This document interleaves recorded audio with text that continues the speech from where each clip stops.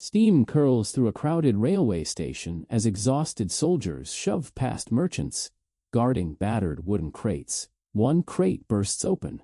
Fragrant leaves scatter across the platform. Men who have crossed mountains and oceans stop arguing for just a moment, drawn by a smell they cannot quite name. Fortunes have been built over spices before, but this humble drink will eventually become part of daily life for more than 2 billion people. Strangely, many people still believe the empire that popularized it actually invented it. The truth is far older, richer, and far more surprising. Every morning millions cradle a steaming cup without realizing they are holding centuries of trade, conquest, adaptation, and cultural resilience.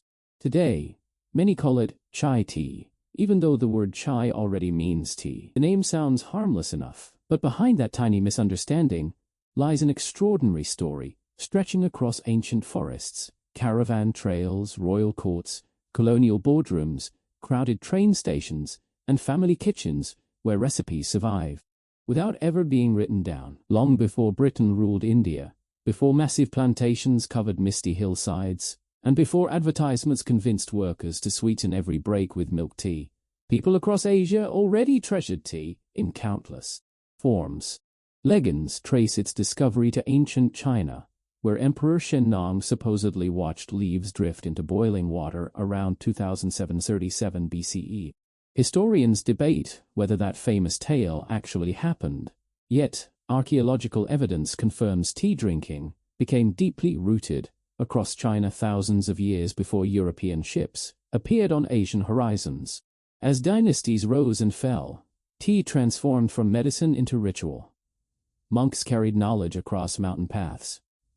Merchants packed dried leaves beside silk and porcelain.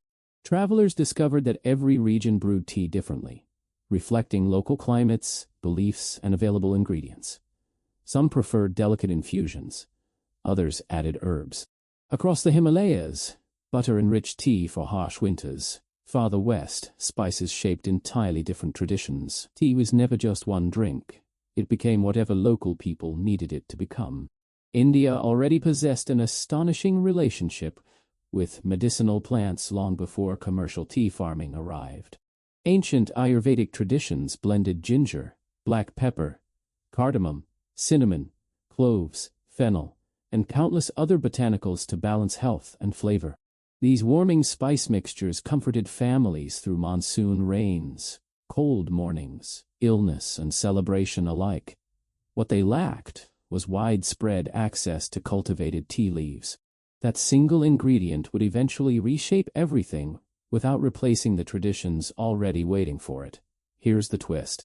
Wild tea plants actually grew naturally in parts of northeastern India, especially Assam. Local communities had harvested and consumed them for generations, yet outsiders barely noticed. European merchants remained obsessed with importing Chinese tea because China controlled nearly every profitable leaf entering global markets. Britain developed an enormous appetite for tea, spending staggering amounts of silver while becoming increasingly dependent on Chinese suppliers. Powerful officials desperately searched for another source. The consequences would echo for centuries. In the early 19th century, British explorers, botanists, and company agents pushed deeper into Assam. They encountered thriving native tea varieties, unlike the carefully cultivated bushes dominating Chinese plantations. Suddenly, an impossible dream became achievable. If Britain could cultivate Indian tea on a massive scale, it could weaken China's monopoly while feeding growing demand throughout the empire.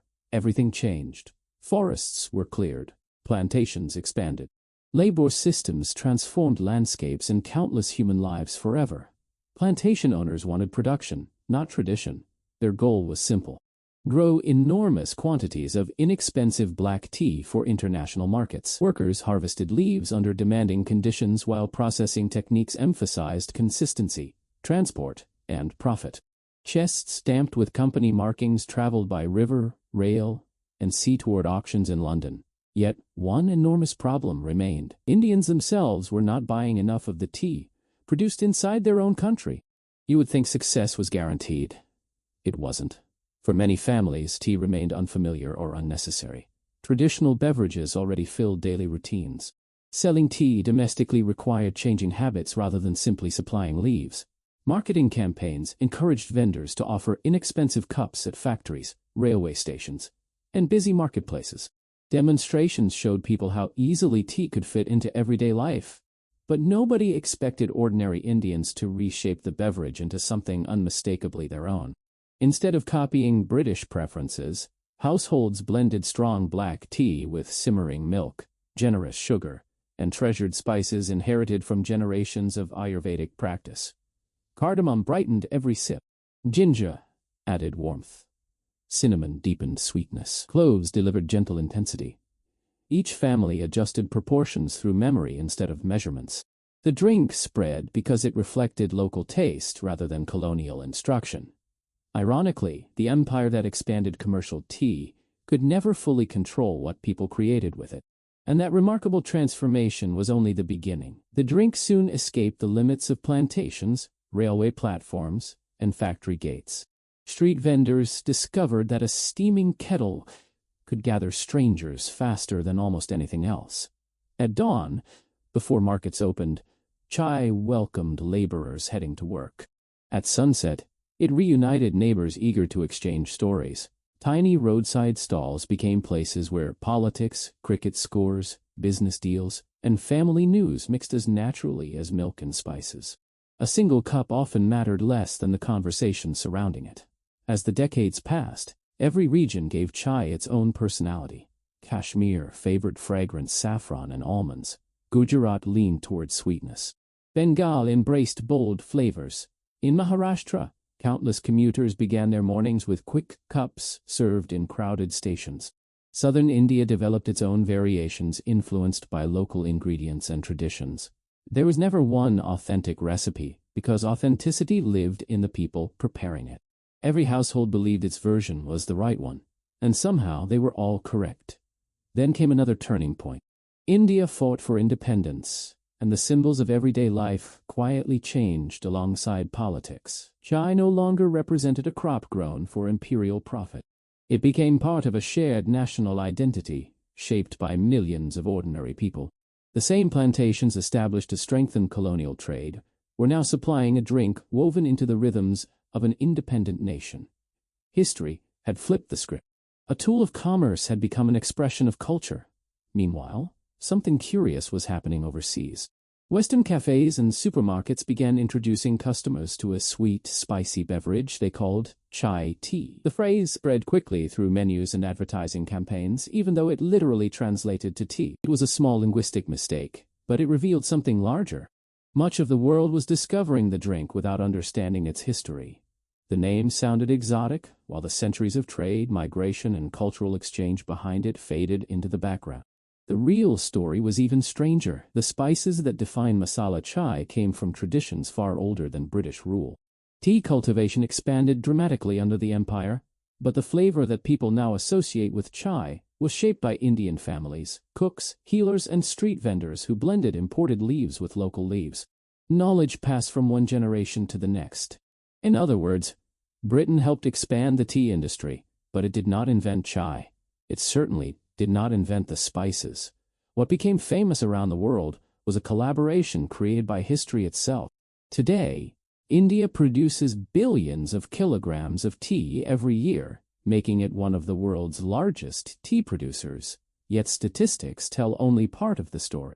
The true measure of chai cannot be counted in harvests or exports. It lives in train stations where vendors still call out to sleepy passengers. It lives in homes where grandparents teach grandchildren the perfect moment to add ginger or cardamom. It lives in friendships strengthened over one more cup before saying goodbye. Think about it. Few drinks have crossed so many borders while remaining deeply personal.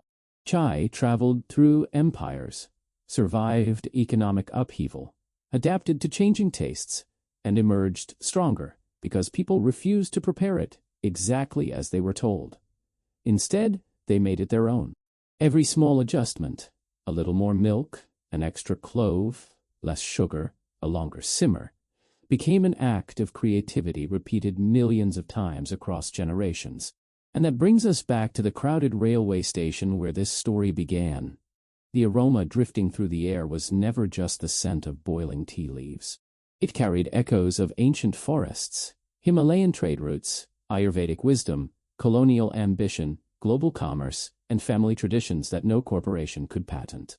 Every cup represented countless decisions made by people history books rarely mention but whose influence reached around the world.